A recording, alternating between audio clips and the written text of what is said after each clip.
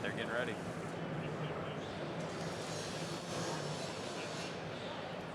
Good afternoon, everybody. Thank you for coming out to the SEMA 2021 I-CAR and SCRS collision stage. Going to have a good discussion today talking about a glue pull repair. Got some experts in that field up here with us. We'll go around and kind of introduce ourselves. Maybe.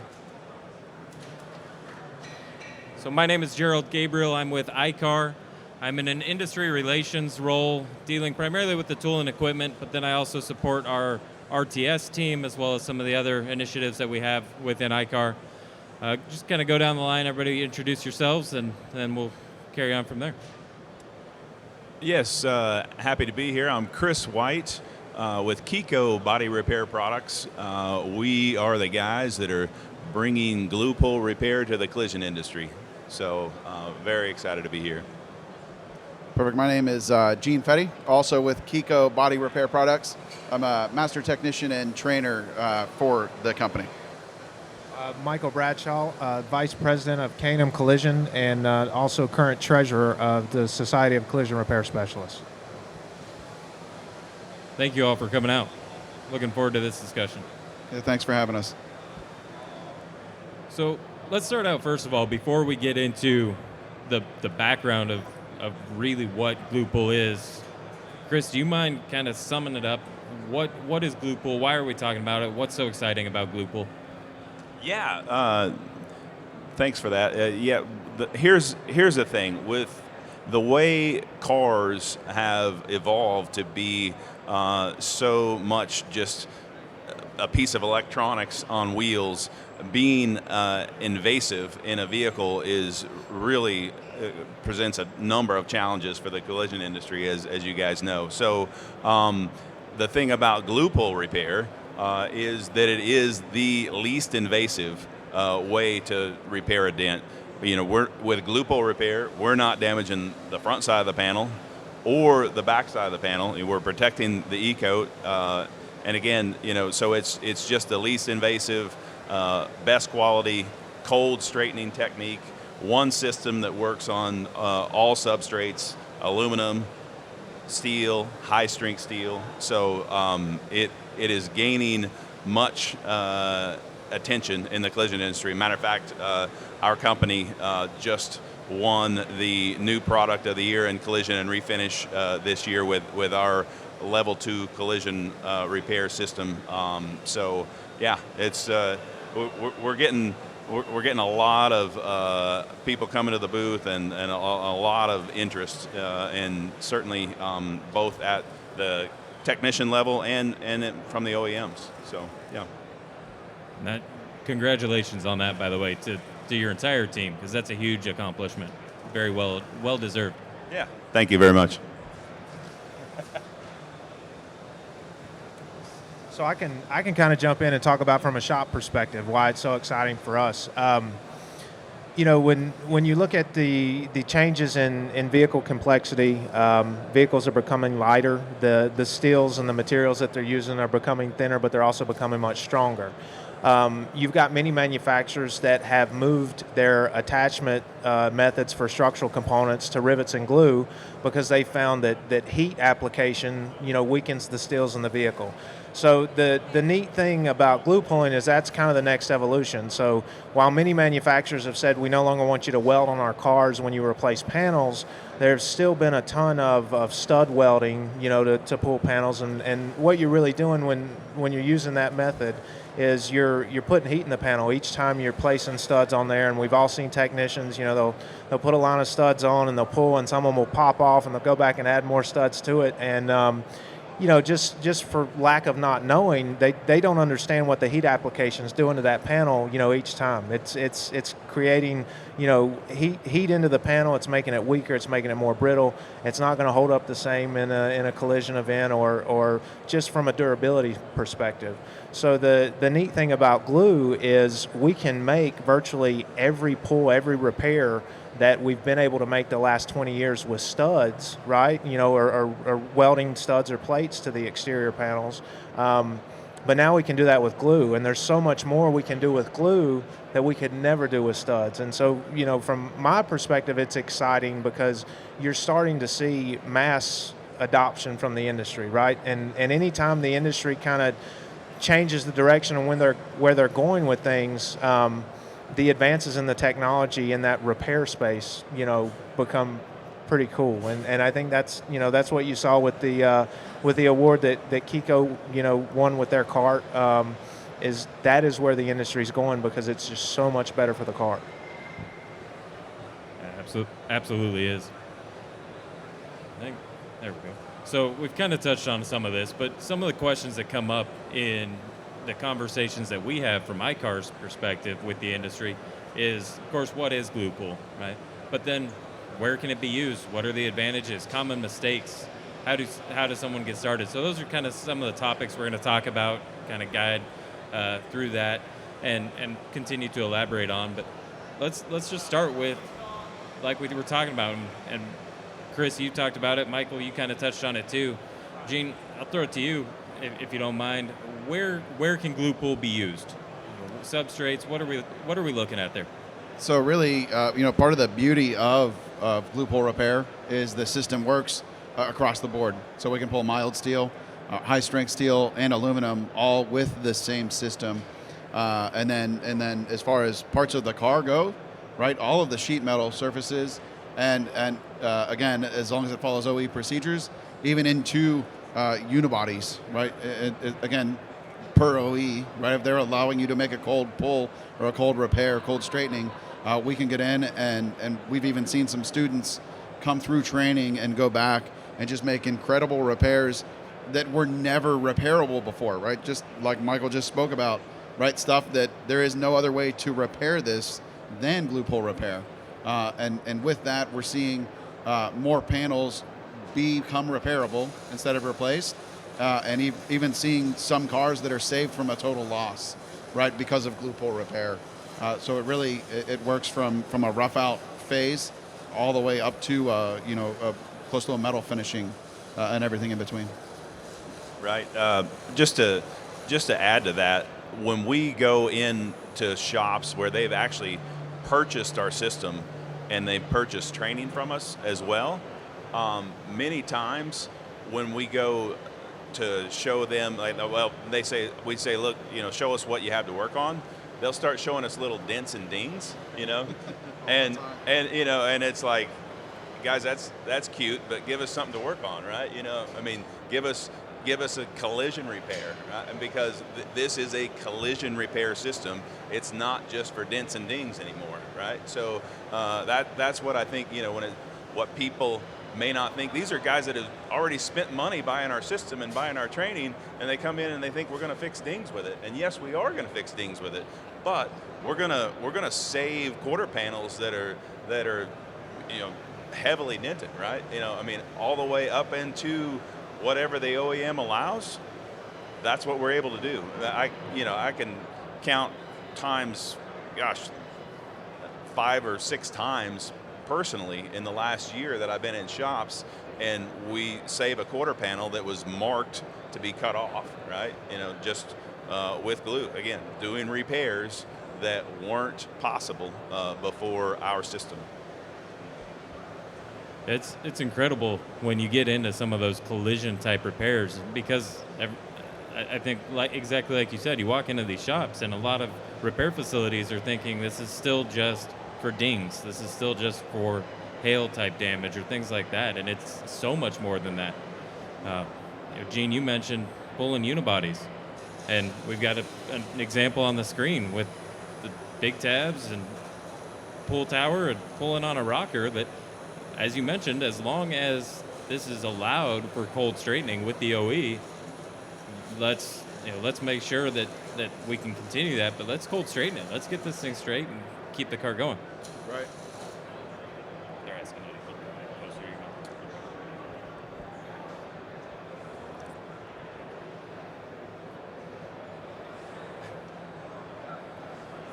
So with that, obviously we're limited to substrates as far as just metals.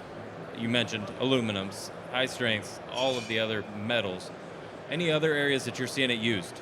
Anything out of the ordinary where shops are maybe using it?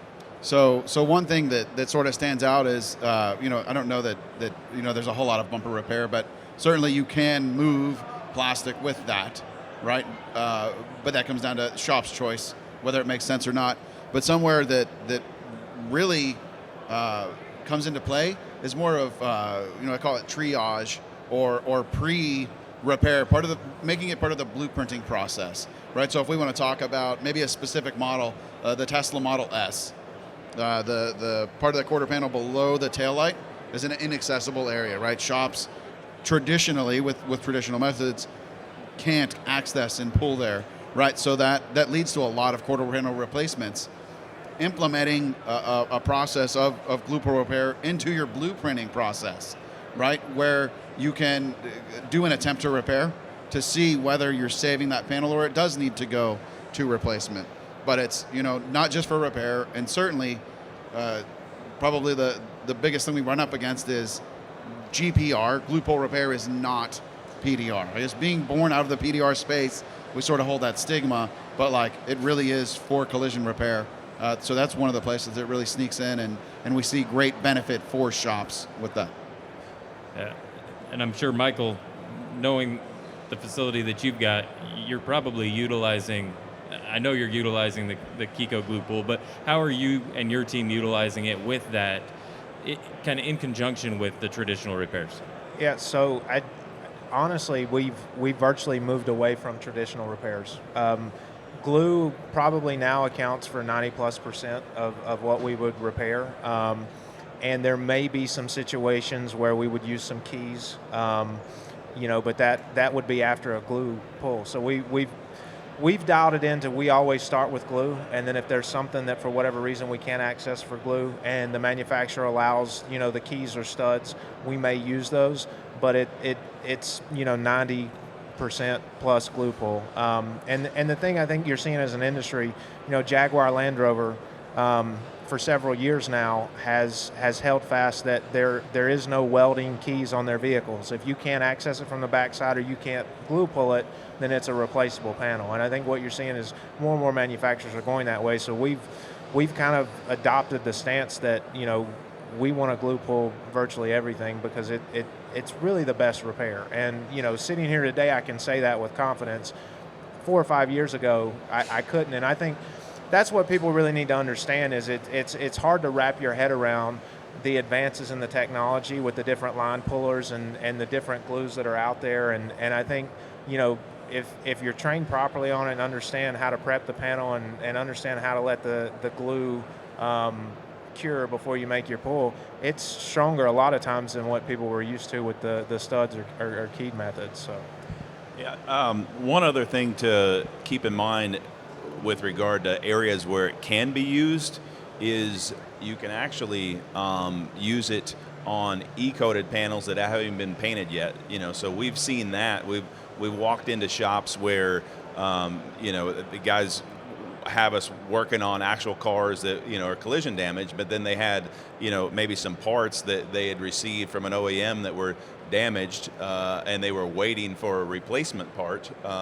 And with particularly in 2021 with the supply chain crisis, it seems like every shop we go in, we're fixing a couple panels that came in damaged. And though the glue doesn't stick quite as well on the E-coat as it does the clear coat, it's we always have plenty of extra force, it seems, to be able to make it work. We got enough wiggle room in the system to be able to make it work even on E-coat, right? So just another thing to keep in mind. One of the big advantages that we've talked about is the fact that this repair process is so much less invasive, right? It's a lot kinder to the vehicle. Michael, you touched on it from production aspect, but from a customer perspective, there's so many advantages to that, right? Anybody want to? Yeah, I think the big thing is, traditionally where, you were using the keys or the studs, you were welding something to the exterior of the vehicle to make those pulls. then there's the need for backside access to repair the backside of those areas, which on some of these vehicles, if you're doing that to a quarter panel area or something, it can be pretty invasive. You've got to remove a lot of interior to get to that backside. You're going to have to remove modules and different fuse blocks and things like that. So it becomes a far less invasive repair in that sense. And it's a tool that helps reduce the cycle time. So you can get a customer back in a vehicle much faster. You're saving what's removed from the vehicle. You're saving the need maybe to perform some coating or resets of modules and things of that nature. So that's kind of one of the big benefits we've seen. So at that point, you're improving cycle time, which of course benefits the customer, like you mentioned, benefits the shop, of course, benefits the bill payers. It's a win-win for everybody.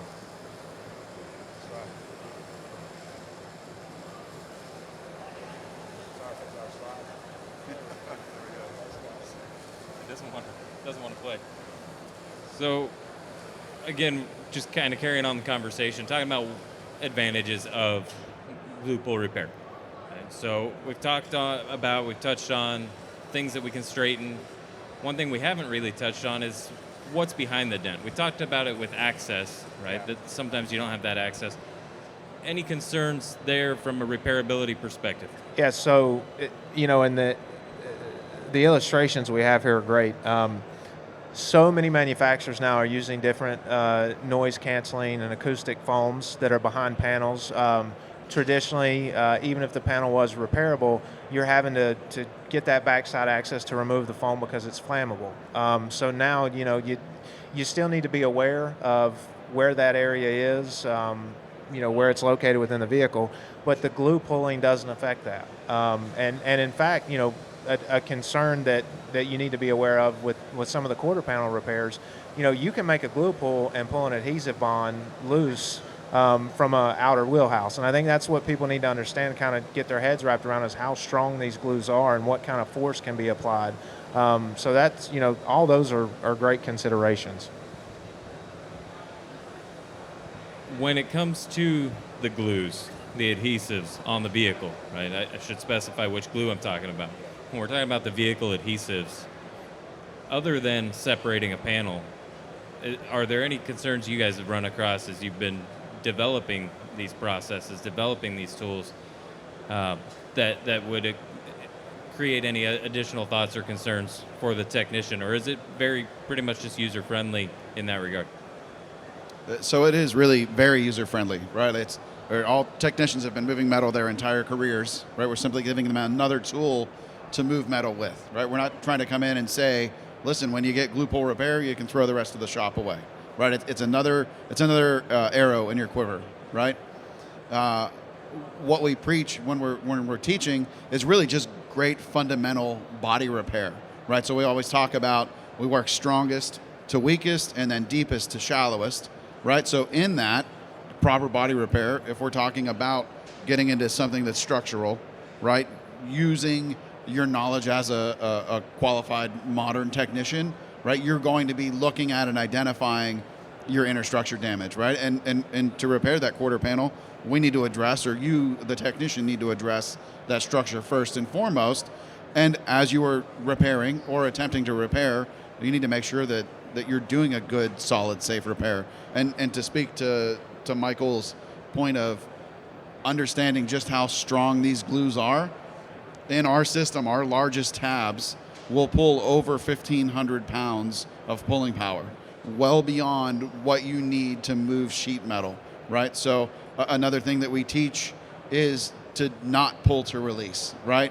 Move slow and controlled, right? Be in control while you're moving the metal. Think less like a gorilla and more like a technician, right? Come in and ease into it. And right, just as technicians, we're a little bit aggressive anyways. We want to move metal and we want to get going.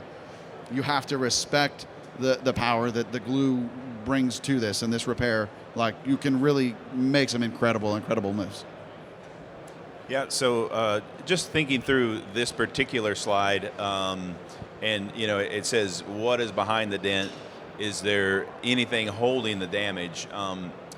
That brings up an important point in the fact that, all dents are not the same, even if they look like the same, either the same size and the same depth. where that is on the panel and what is behind that, the front panel, will make a tremendous difference in the glue pull repair result. I mean, there are, dents in the middle of a panel, even someone with, call it a small dent going back to the dings, those in a middle of a panel with no support structure behind that. Even a technician that just maybe has a few days of good glue pull repair experience and training might be able to get to what we call a blockable level, like very close, where you hit it with an 800 and it's gone, right? A hail dent type thing, and you hit it with a 800 grit and it's gone. But that same dent, if it's on a door and that support structure is right behind there, now it might not move the same way at all, and you might really struggle to be able to get that dent out, right? So things like that, what's behind the vehicle, and just it makes me think of being in Michael's shop and how impressive it was in Michael's shop that he had these roll around stations with a huge monitor, and that all of his estimating personnel had and repair personnel had all the drawings pulled up, and they know exactly what they're working on. They can see it on the front side, and they can see the prints, and so they know what if there's and if they're good glue pullers, then they think, well, I can do that, and then wait a minute, I'm going to struggle here because of where this is located and what's behind it. So, and that really goes back to our earlier point too about being mindful of the OE repair procedures, right? Whether it's identifying if we can repair this metal with cold straightening, but then again looking at the diagrams, looking at the cutaways like we have on the slide here, and really knowing where are our limitations at. All right, let's not put anybody on the spot. Okay, don't name any names, but what are some of the common mistakes you've seen? What's happening out there in the industry? So you're making it a little too easy with the slide, but really, and when we're talking about it, the most overlooked part of a successful pull is keeping an eye on that temperature, right? So we're talking about a hot melt adhesive, right? So we need to get that to a temperature to melt and to reach its maximum adhesion capability, and then we need to keep an eye on temperature to know that we're down into the right working temperature. So in that, to speak to some specifics, right, that temperature is, we want to work between 70 and 85 degrees Fahrenheit is where we want to make our pulls. That's just about across the board. All of your collision glues are going to perform best in that range, without a doubt. If it's too hot, your glue's just not going to set up. It'll stay sort of fibrous and want to pull away. The flip side, if it gets too cold, the glue actually begins to crystallize and wants to break and fall away. So we teach with infrared guns all day long. We're watching infrared guns and making sure that we are staying in that temperature range. For sure, that is probably the number one overlooked part of a successful repair. Now, when you're talking temperature range, what about substrate temperatures? Are you incorporating heat gun with that when needed to make sure that the substrate is up to temp? Yeah, so if you hop online and start researching glue pull repair, again, being that glue pulling was born out of paintless, right? There's dozens and dozens of glues, and as a PDR technician, right, you might need to adapt to your environment. You could be outside doing a repair, you could be inside, you can be in the Northeast or the Southwest, right? It's a whole different world. In shops, we really teach you to control your environment, right? So if you can control your environment, that makes everything easier. And with that, simple heat guns. I'm in the Northeast with my shop, so we get cold. In the wintertime, I might use an infrared light to warm the panel up, to get rid of that 20 degrees that it was outside. And the flip side, right, we get hot. We'll be 100-degree days in the summer, and we're using fans or compressed air to, again, control our temperature and bring it down. But being aware of your temperature and doing whatever you need to get down into that 70 to 85-degree range is what you need to do.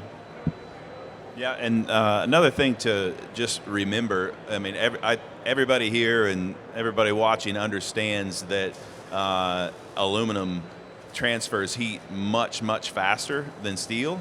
And of course, we advocate on both aluminum and steel, warming that panel up just to get rid of the humidity, warming it up to about 120. We'll on aluminum, we might even stretch that to say 130, and then we would say that you would want to work more quickly with aluminum because you warm up to 120, and if your shop's a 60, 70 degree shop, literally in 30 seconds you're back under 100, right? So if you wait too long after that heat, then you would absolutely cool back down maybe too quickly. So, being ready to go, having, we've got a process where we're choosing a number of things, right, and having your repair plan in place and being ready to go to work gluing your tab right after you do that heat on aluminum is going to be very important, because being able to get that tab on the panel quickly and allowing that panel to cool as the glue cools and hardens is going to give you the best result. So I'm gonna change gears, look at it from a shop owner perspective too, because it's a common mistake, not from an application standpoint, but from an administrative standpoint, is understanding that these materials are consumable, right? And as any other consumable that we use, for a part of a repair, understanding that as a shop we can bill for those items. And so I think far too few shops have a system in place to set up and track what the technician is using during a glue pull, and then making sure that gets transferred to their repair plan or blueprint so they can bill for those items. So to tie into that and tie into the conversation around glue, you're not going down to the hobby store to get glue, right? So Can't get it at Hobby Lobby? maybe. Yeah. We'll let Gene send some over there.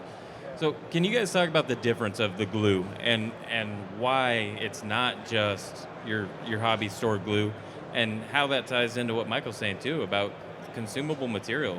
Shops are going to use this up. It's not something that they're going to continue to use. Of course, the tabs and stuff can. KECO gives you glue for free for life when you buy the system, though, right? Is that? So the glues are specially formulated hot melt glues, right? And some of the properties that they need to hold up to are, first, the glue coming out of the gun is right around 190 degrees Celsius. That's 350 to 375 Fahrenheit.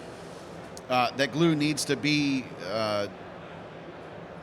durable enough to rise up to that heat and not boil, right? So that's part of it is we need to get it hot. That allows us a few things. First, to be able to fill these large tabs up, right? We're coming out with hot glue, and temperature matters, and it takes seconds, multiple seconds, to fill these big tabs up. If we're not working at that high of a temperature, right, the glue on the beginning of the tab is going to be cool before we get there. So the glue, first and foremost, needs to be able to get hot enough and keep its adhesive properties. Then another big advantage to glue pull repair is we're able to hold tension on the panel and begin to address and bring those lows out, and then come in and begin working the crown. So we're going back and we're striking the panel, which sends a lot of vibration into the panel. So that glue now needs to be strong, but still stay rubbery and flexible, so that while we're adding all the shock waves back into the panel, we're not just breaking the glue off. So if it's a brittle glue, right, you're going to not be able to get those successful pulls. And then just strength, right? These glues are formulated to pull strong. Again, when the tab that we're talking about pulling 1,500 pounds of pressure with, right? Part of that magic is the glue is also strong enough to stay in there and flexible enough to come out. And also in that flexibility, as you're moving dents out, cars are not simple flat pieces of metal. They're complex shapes. So we need to be able to come out and stay on the car while we bring it out. And then to speak to the consumables, of course, your glue, right? It's one-time use, right? You're not picking them up and remelting them. Like, you're going through your glue, your alcohol, which is your cleaning solution, and your release solvent, right, as a consumable. Your microfiber towels. So we want good microfiber towels to get clean. once you get that hot glue stuck in the towel's gone. So your towel becomes a consumable. And then your smaller finishing tabs, part of the technology that goes into these tabs to allow us to pull small, precise damage to finish things out to a high level, makes them what we call a semi-consumable. Your smaller tabs are going to break, and that is not a warrantable item, right? It's a consumable. So all of those things need to be billed out for to the bill payer, right? You're consuming those. You're spending the shop dollars to bring those in, and it's a one-time use. They're done and gone. So you need to be billing for that for sure.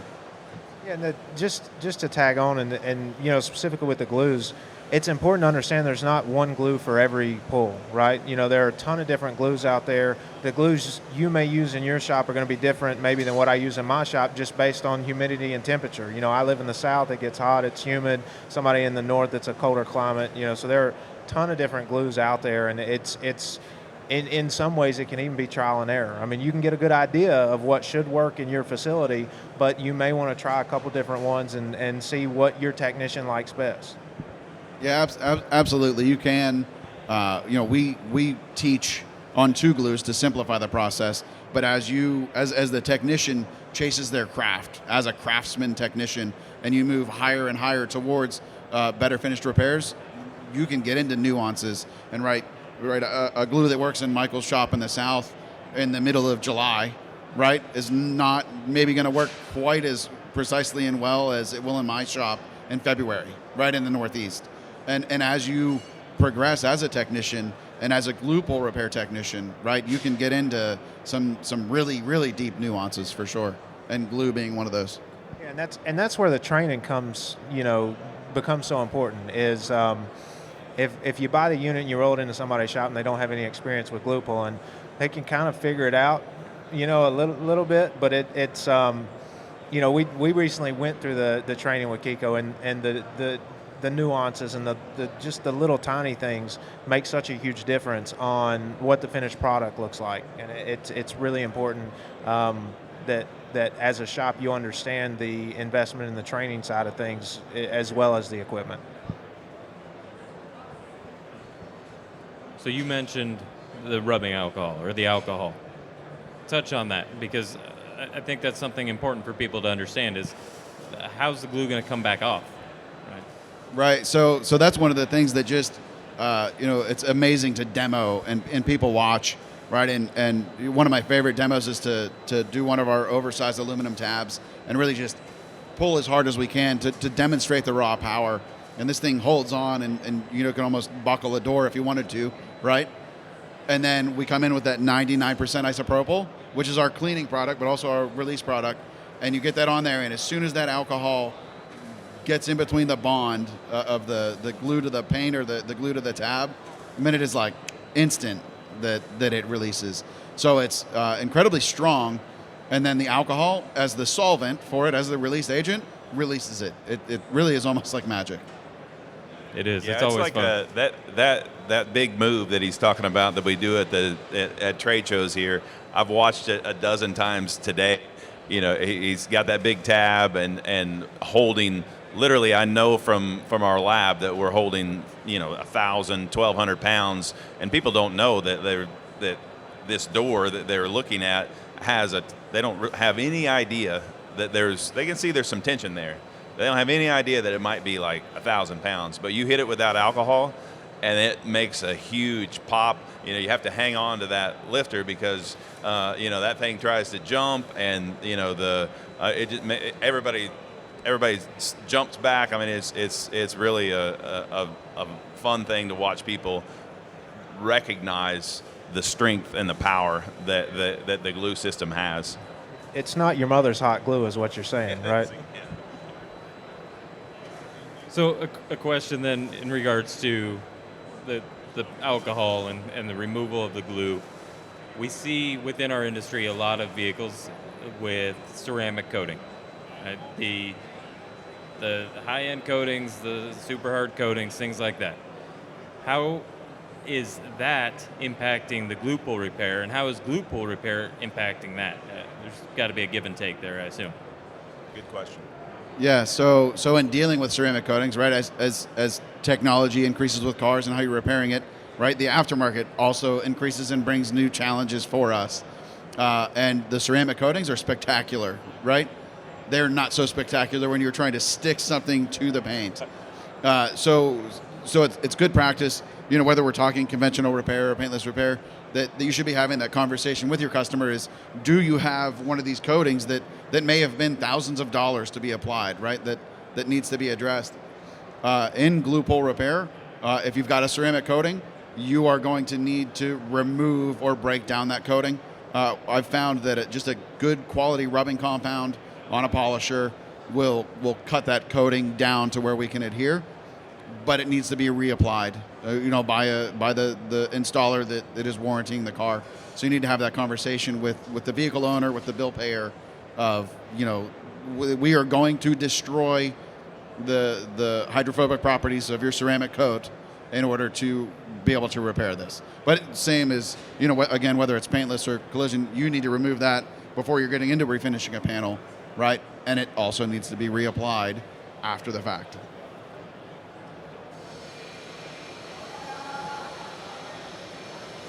So I'm going to throw this to Michael, because Michael touched on this just a minute ago. You said you recently did some training with the KECO team for your team, your staff. What led you to that? Where'd you guys start? Where'd you go from? And then hand it to Chris. So our path was a little different than most. So we started down the road of glue pulling from our Jaguar Land Rover training at the I-CAR Tech Center in Appleton. So that was our first introduction to it. And we also touched on it with our training with Audi.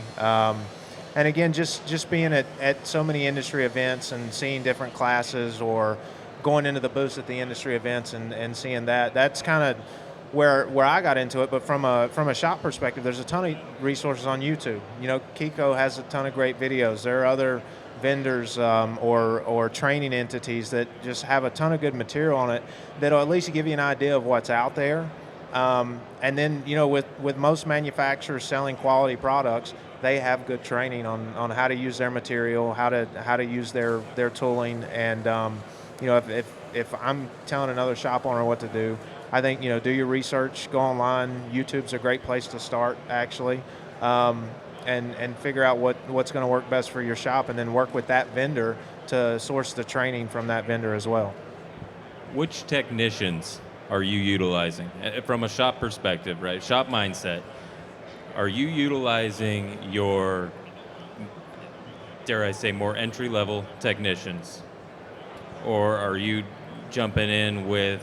So I think with the glue pulling, you can utilize all the above, right? You can utilize your more entry-level technicians to repair the smaller cosmetic dents, and we took that tact in our shop, right? So there were some entry-level technicians, but there were also some heavy structural technicians that went through the training. And so glue pulling's a great place to start for a technician that is progressing, in the industry, that maybe just has started doing some cosmetic repairs. But it's also a great tool to have in the toolbox for, a heavy structural technician that's used to making pulls, because again, the application for glue right now, in my mind, it's virtually limitless, right? And so I wouldn't want to train one person with one skill set in the shop, because there are so many different repairs of varying skill set levels that glue could come into play. Chris, I know one of my favorite repairs to watch with glue pull is that bedside. The bedside that's pushed in, caved in, and again, go back to the discussion around the large tabs, the 1,500 pounds of pressure that can be put on these. And that's where you're getting those more structural technicians like Michael's talking about. But what do you see from your perspective in this sort of discussion? Yeah, so with regard to the types of tools, we have really hundreds of SKUs of tools that are exclusively for glue pull repair. And the way we break that down, there's really two major systems that we think a shop should consider. And the first, we just put them in in levels, and so our level 1 system would be the system that would have a ability to address the larger damage and to minimize that larger damage with larger tabs, larger lifting tools, larger surfaces for striking surfaces for knocking down your high spots, and really no small detail tabs, no lighting, but then as you know, so that level 1 system has all the ability to be able to rough out and be able to do an effective pull to paint. But there are times where in certain areas where you just need to be able to get it a little bit flatter to get and if a guy had a level 1 system, he's probably going to need to get his stud welder or his wiggle wire out a little bit to go along with it to get the finer details. So that's what I would say, that the bigger tabs, the bigger lifting tools, that system is going to have to be used in conjunction with a stud welding or a wiggle wire. But then when we move up to our level 2 system, that has you introduce the light where now you can, instead of a body tech feeling his way to what's high and what's low, now you can leave the paint on and you can use the light, the reflection of the light, to be able to really identify where the center of the lows are and the center of the high spots are. And then we have tools both in the tabs and the knockdowns to be able to address those micro highs and those smaller detailed lows. And that's when when you use both the level 2 system that has all the big stuff and this smaller finesse detail stuff coupled with the light, now that's when you can begin to replace stud welding, wiggle wire, all the conventional tools completely. So I want to, I'm sure you've heard this objection. Technician's been doing body work, been a repair technician for several years. What's the advantage to them? Now all of a sudden you've thrown another tool in their toolbox. Now they're using this in conjunction, like you were just talking about, with the more traditional tools that they've been using. Are you hearing that sort of pushback, and what's the benefit to them? How do you answer that question? So the pushback I hear is that they think, right? Well, first, people don't like change as a whole, right? So they think that they can do it faster the old way, right? I already know how to do it this way. I can do it this way. So I like to tell a little story about that. I went to Omaha and was doing a training at a shop, a one-day training, just like Michael's shop went through. And we got done with the training, and the one technician said, "Hey man, I got this repair. Can you come take a look at it? I'm not even sure it's a candidate." And I come over and I'm like, "Actually, it's a great candidate. It straightened the wheelhouse, it addressed the structure, and it was a safe repair." So I said, "I'll tell you what, I'm going to hang out, and I'm not going to do the repair for you. I'm going to coach you through it." So on through and through the first day glue pulling, right? And we got done, and I don't remember the gentleman's name, but I said, I have to ask you, how does that compare to your conventional method? And he sat back for a second, and he looked, and he's like, "Well, I was figuring I'd be to this, I'd get it to primer in 3.5, 4 hours." And we looked up at the clock, and we were right at that 3.5 to 4 hour mark. And this is where the light bulb moment went off for him. He goes, "Well, so I guess it's about the same." And he said, "But wait a minute, I don't have to tear the interior out of this car because I've not damaged anything on the inside, right? So even if, day one or week one, you're only getting to the point where your actual repair on the outside is getting to be about the same amount of time, you're being so much less invasive. There's so much less work required to get to the backside. Those modules you don't have to disturb, right? So, we get that pushback that they think the old way is better. Well, I would just challenge the technicians to just stop and think and give it a go, right? And learn. Take the I-CAR class on glue pull, right? And learn how to do it and begin to realize that there are better, faster, safer ways to repair vehicles. Now, so here, this is going to have less to do with actual glue pull repair and more to do with culture in your shop. And here's what I would say is that events like this, organizations like I-CAR, organizations like SCRS, I love being a part of those organizations and being involved in events like this, because we're talking about things that are changing the industry for the better. We're talking about things that are the right thing for the car. And guess what?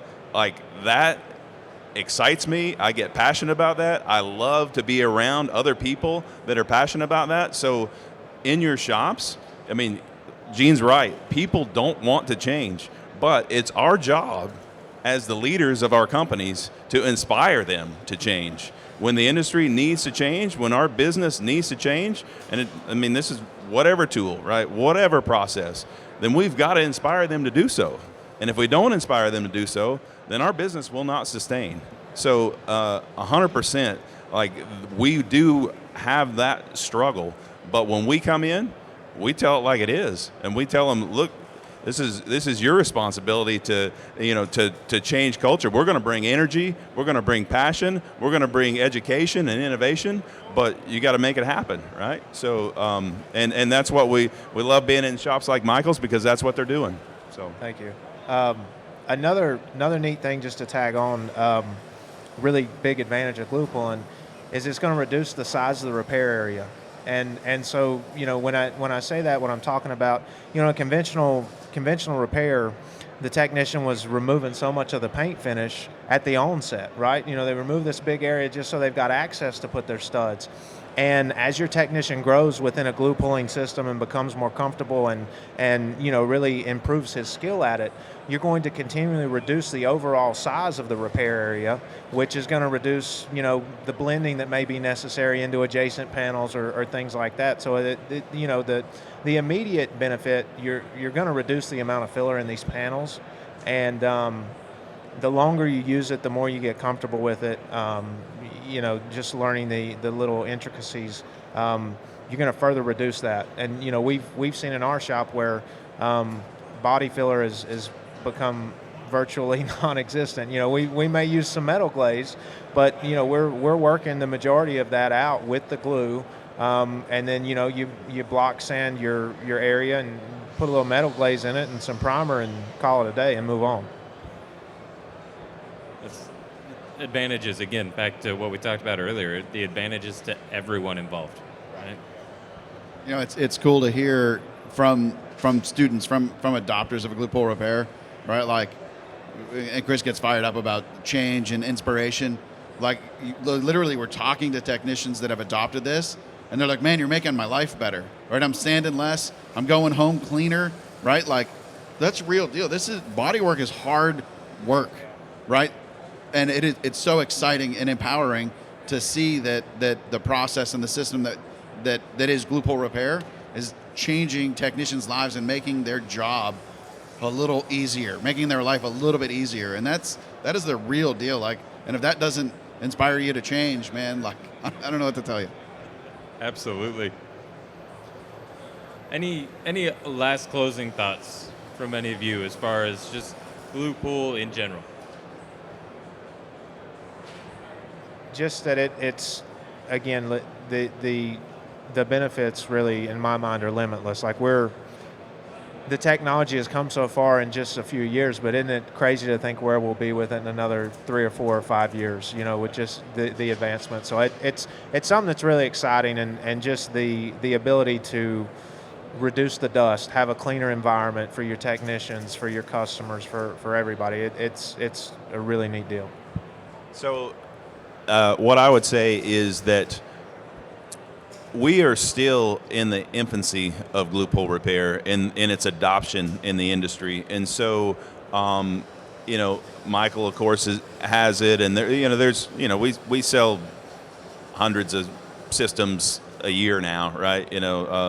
But one thing that Barry Dorn, our friend Barry Dorn, what he said to me about 6 months ago was, Chris, this is like having the future now, like living in the future now.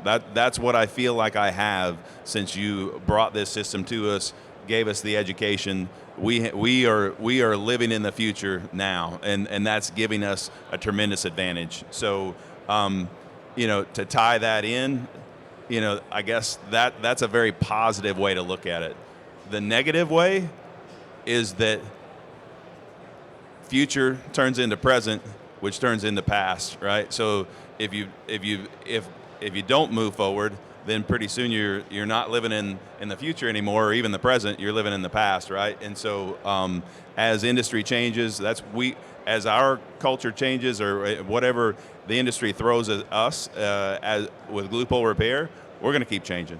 We have to keep changing, and so certainly that's what we have to remember, is that glue pull repair, will take change, but it's a change that's the right thing for the car, the right thing for the technician, the right thing for the shop. So, Absolutely. Gentlemen, thank you. I want to throw it out to our audience. Is there anybody that's got any questions regarding the glue pull process or the tools, the equipment? Okay. Gentlemen, again, thank you. It's good discussion, good information. Yeah, thanks for having us. Thanks We for having appreciate us. you. thank you very much.